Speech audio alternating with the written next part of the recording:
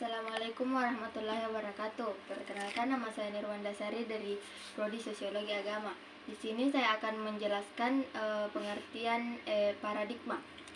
Paradigma adalah pandangan yang mendasar dari ilmuwan tentang apa yang menjadi pokok persoalan yang semestinya dipelajari oleh satu cabang ilmu pengetahuan atau disiplin.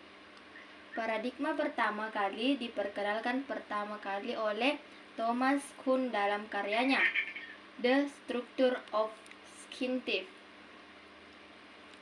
Revolution pada tahun 1962. Sebagaimana diketahui, karya Thomas Kuhn menempati posisi struktural di tengah-tengah perkembangan sosiologi selama kurang lebih 2 dekade terakhir ini. Sebab melalui karyanya, Kuhn menawarkan suatu cara yang bermanfaat terhadap para sosiolog dalam mempelajari disiplin ilmu sosiologi. Paradigma membantu merumuskan tentang apa yang harus dipelajari, persoalan-persoalan apa yang mesti dijawab, bagaimana seharusnya menjawabnya, serta aturan-aturan apa yang harus diikuti dalam menginterpretasikan informasi yang dikumpulkan dalam rangka menjawab persoalan-persoalan tersebut. Dari rumusan ini terkandung pengertian bahwa dalam satu paradigma tertentu terdapat kesamaan pandangan tentang apa yang menjadi pokok persoalan dari cabang ilmu itu, kesamaan metode serta instrumen yang dipergunakan sebagai peralatan analisa. Paradigma merupakan konsensus yang terluas yang terdapat dalam satu cabang ilmu pengetahuan yang membedakan antara komunitas ilmuwan atau subkomunitas yang satu dengan yang lainnya.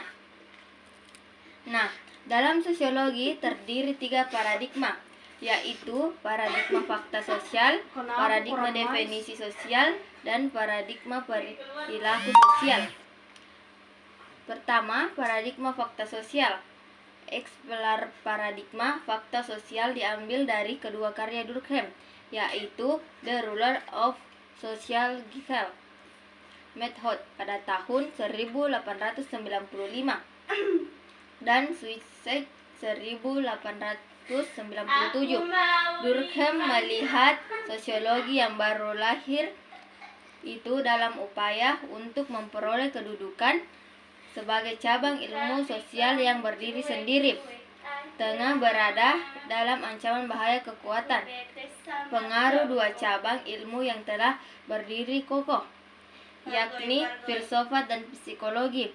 Durkheim melihat filsafat sebagai ancaman dari dalam lewat 2 orang tokoh sosiologi yang dominan saat itu, yakni Auguste Comte dan Herbert Spencer. Keduanya mempunyai pandangan yang lebih bersifat filosofis daripada sosiologis. Karena itu, Emil Durkheim mencoba menguji teori-teori yang dihasilkan di belakang meja atau yang berdasarkan hasil pemikiran spekulatif itu dengan data konkret. Berdasarkan hasil penelitian empiris. Nah, sekarang ada struktur paradigma. Struktur sosial dan peranata sosial inilah yang menjadi pokok persoalan penyelidikan sosiologi menurut paradigma fakta sosial. A. Teori-teori dalam fakta sosial. Ada 4 varian teori dalam paradigma fakta sosial, yaitu teori fungsionalisme struktural, teori konflik, teori sistem, dan teori sosiologi makro. Yang dominan adalah teori fungsionalisme struktural dan 1. Teori fungsionalisme struktural. Teori menekankan pada keteraturan order dan mengabaikan konflik dan perubahan-perubahan dalam masyarakat.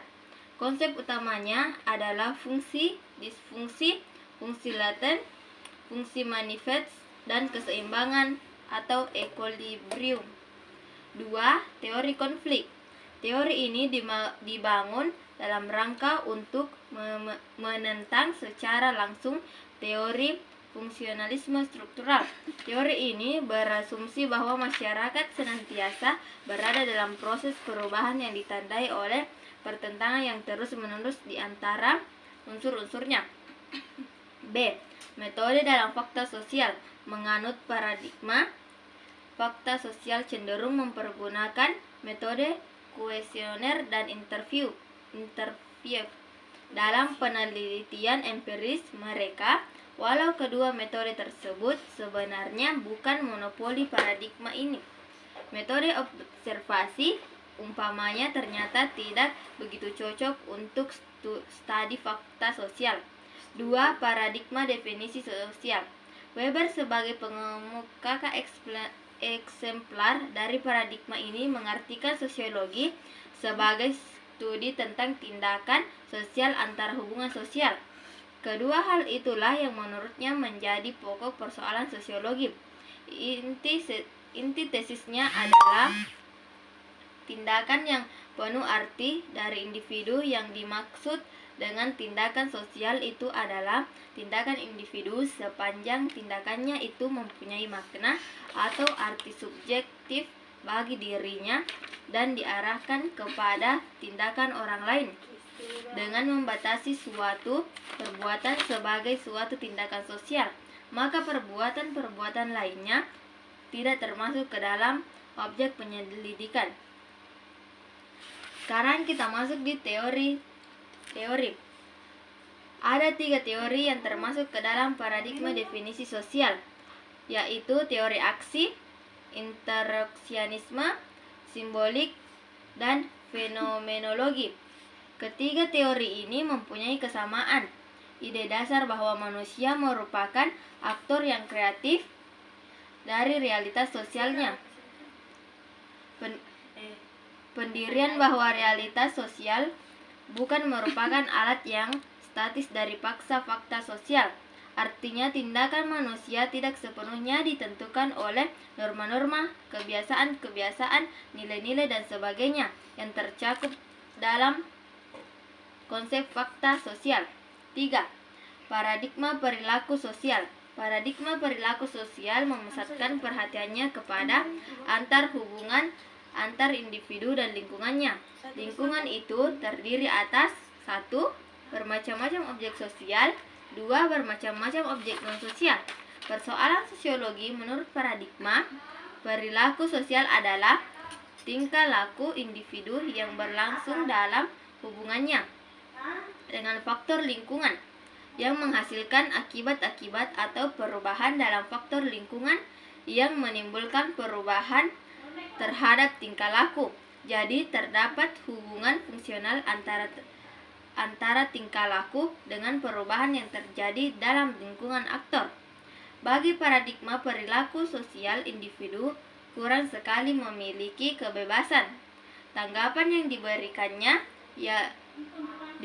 ditentukan oleh sifat dasar stimulus yang datang dari luar dirinya. Jadi, tingkah laku manusia lebih bersifat mekanik dibandingkan dengan menurut pandangan paradigma definisi sosial.